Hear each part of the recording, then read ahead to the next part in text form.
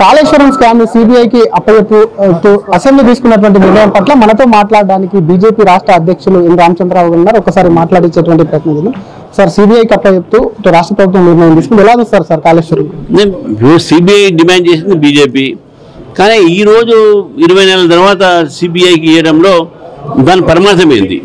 మేము గతంలో డిమాండ్ చేస్తున్నాం, ఇప్పుడు ఎందుకు ఇస్తున్నారు? నేను ఏమంటున్నా అంటే, మీరు అధికారులను అరెస్ట్ చేశారు, మీరు రిపోర్ట్ ఇచ్చారు, అధికారులను అరెస్ట్ చేసినప్పుడు కొన్ని విషయాలు బయటపడ్డాయి. మీరు ఏదైనా కాంట్రాక్టర్లు కానీ నేను రాజకీయ నాయకుని అరెస్ట్ చేశారా? వాళ్ళని విచారించాలా? లేదు.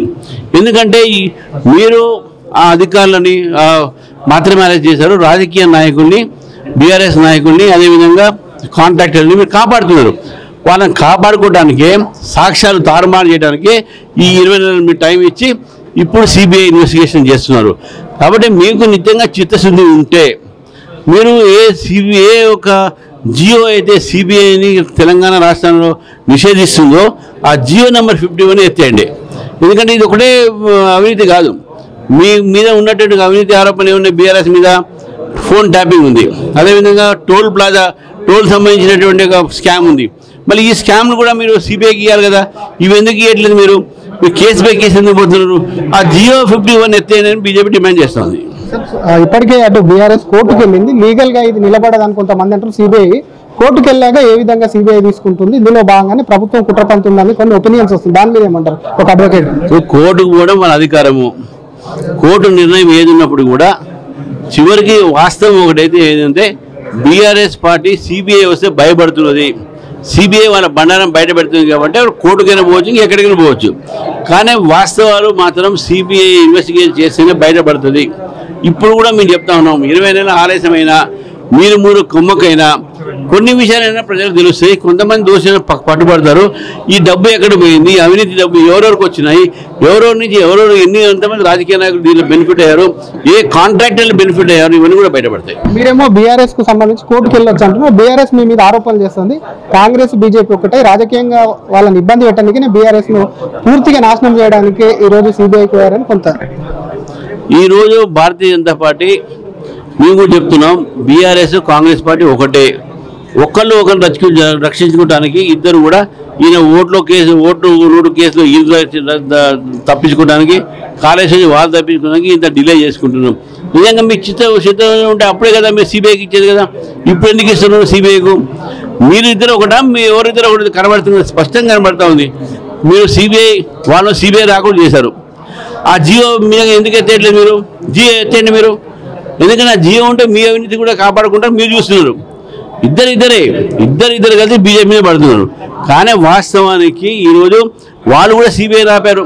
ఫామ్ హౌస్ స్క్రిప్ట్లో, కేసీఆర్ గారు చేసిన స్క్రిప్ట్ ఫామ్ హౌస్ తప్పుడు కేసులో ఈరోజు మీరు సిబిఐని ఎందుకు రానియలే?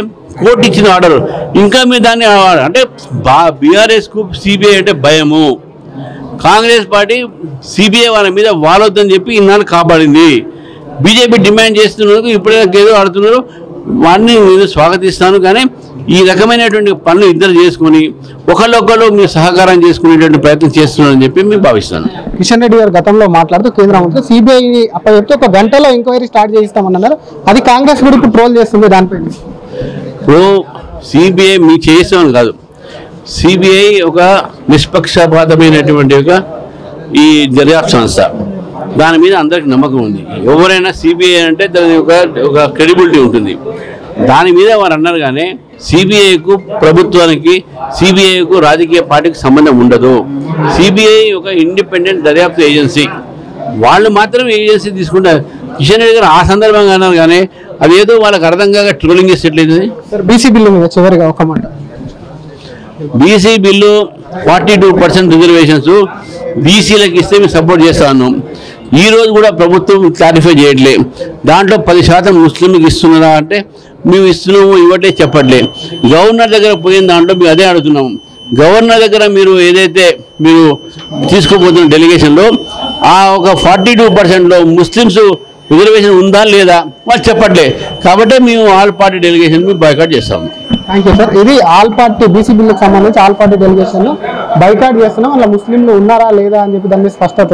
సిబిఐ విచారణకు వస్తే కిషన్ రెడ్డి గారు అప్పుడు ఉన్నటువంటి పరిస్థితుల్లో సిబిఐ ప్రభుత్వం వేరు కాబట్టి సిబిఐ ఇండివిజువల్ గా పనిచేసేటువంటి కేంద్ర ప్రభుత్వం యొక్క కేంద్ర దర్యాప్తు సంస్థ కాబట్టి దానికి ప్రభుత్వానికి సంబంధం లేదు. కిషన్ రెడ్డి గారు అప్పుడు ఉన్నటువంటి సిచ్యువేషన్ లో చెప్పారు అంటూనే ఇప్పటి వరకు ఎందుకు అసలు సాక్ష్యాలు తారుమారు చేసేందుకు 20 నెలల కాలం తీసుకున్నారా? కాంగ్రెస్ బీఆర్ఎస్ వేరు కాదు, రెండు ఒకటే విధమైనటువంటి విధానాలు అవలంబిస్తుంది. నిజంగానే ఒక కాళేశ్వరం విషయంలో కాదు, మిగతా అన్ని స్కామ్లు, అది ఓవరాల్ సంబంధించినటువంటి టోల్ గేట్ సంబంధించినటువంటి లీజ్ స్కామ్ కానీ ఇతర స్కామ్లకు సంబంధించి అన్ని కూడా బయటపట్టాలంటే 51 జీవో ఏదైతే ఉందో దాన్ని సిబిఐని నిషేధం విధిస్తూ ఆ జీవోను ఎత్తేయాలి. కాంగ్రెస్ నిజంగా చిత్తశుద్ధి ఉంటే అని చెప్పి కూడా బీజేపీ రాష్ట్ర అధ్యక్షులు ఎన్ రామచంద్రరావు గారు డిమాండ్ చేస్తున్నారు. అసలైన తొలి వెలుగు. ఫాలో వాట్సాప్ @తొలి వెలుగు official.